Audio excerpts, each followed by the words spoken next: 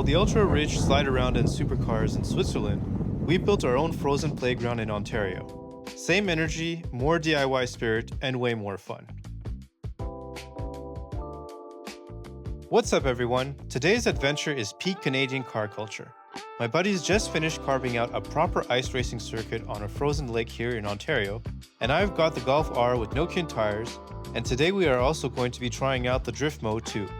This is going to be good. Yeah, that's right, my friends literally plowed this track themselves, no corporate sponsors, no expensive track fees, just a frozen lake and some serious dedication.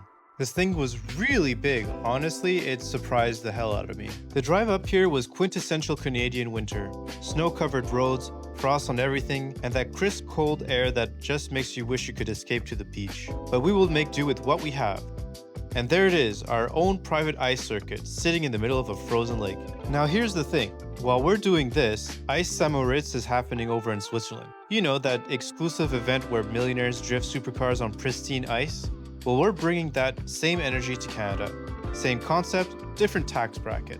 As I got there, the track was still being plowed and it was so surreal to see a Dodge 3500 truck with a plow on it in the middle of a lake. And the funniest thing I saw that I least expected was for him to slide that thing around just as if it was a car. Day one, I got the entire track to myself.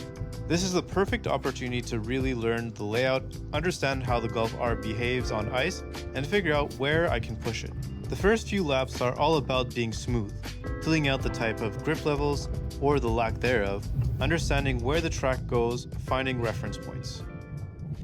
The Golf R's drift mode is designed for this exact scenario. It biases power to the rear and loosens up the stability control and basically tells the car, yeah, sideways is fine. But once you start getting comfortable, once you understand where you can brake, where you can get on the power, and where the track tightens up, that's when the real fun begins. There's something pure about this. No runoff areas, no tire barriers, just ice, concentration, and commitment. And because you're on ice, you gotta trust your input as well as trust your car, because if you mess up, well, let's just not mess up. Lap after lap, I'm getting more confident finding the racing line, understanding where I can carry more speed, and where I need to be patient. This is what having a track all to yourself is all about.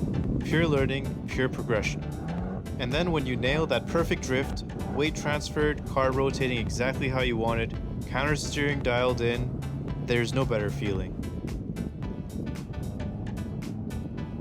As the daylight was slowly turning into a dusk, I decided to go out one last time with the drone following me. I gotta say, after getting to know my Golf, I am very impressed with its capabilities and how it can handle being whipped around all day. It took it like a champ.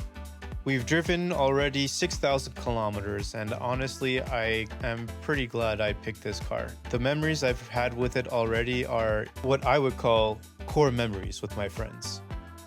And to top it off, we were able to successfully not have the car damaged in any shape or form.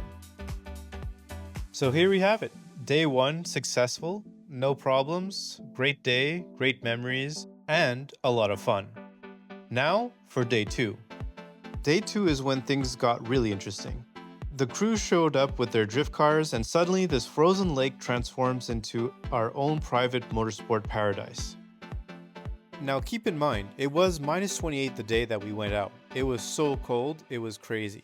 So we busted out the studded tires and then it was off to the races. Solo laps are one thing, but when you've got multiple cars, proper drift weapons, and a group of friends who know what they're doing, that's when the magic happens. Following someone else's lines, watching their technique, seeing where they're fast, it's like a masterclass happening in real time. But tandem drifting? This is the pinnacle. Door to door, synchronized sliding, just a few feet of separation between sheet metal. It's all about trust, timing, and reading the lead car's movements. When you're this close, everything matters. Your throttle control, your line of choice, your angle. You're not just driving your own car, you're dancing with someone else's. It's crazy to think that a frozen lake in Canada, a handful of friends, cars doing exactly what they're meant to do, there's no spectators, no social media pressure, no BS. Just pure driving.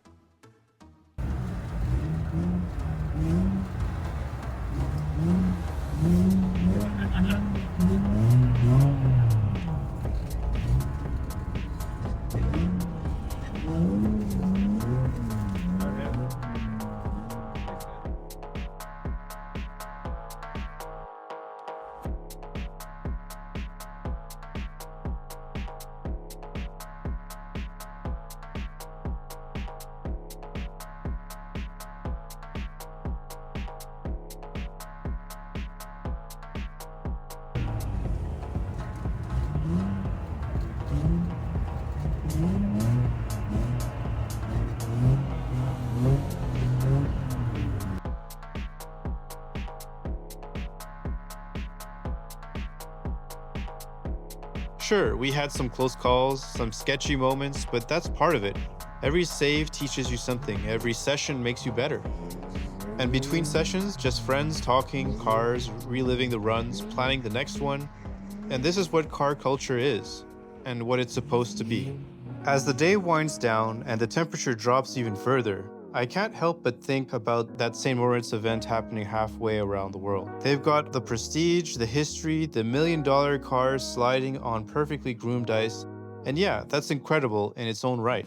But this, a frozen lake in Ontario, friends who built the track with their own equipment, and cars that we actually drive year-round, this is authentic. This is accessible. This is real. Some of the best automotive experiences aren't the most expensive ones. They're the ones you create yourself with people who share the same passion in places that feel like they're yours. Winter doesn't mean putting the fun away. Sometimes it means creating your own adventure and going completely sideways in the best possible way. Hit that subscribe button for more winter adventures and sideways action. And remember, you don't need Switzerland money to have Swiss level fun. You just need good friends, a frozen lake, and the willingness to send it. Stay sideways, stay safe, and we'll see you in the next one.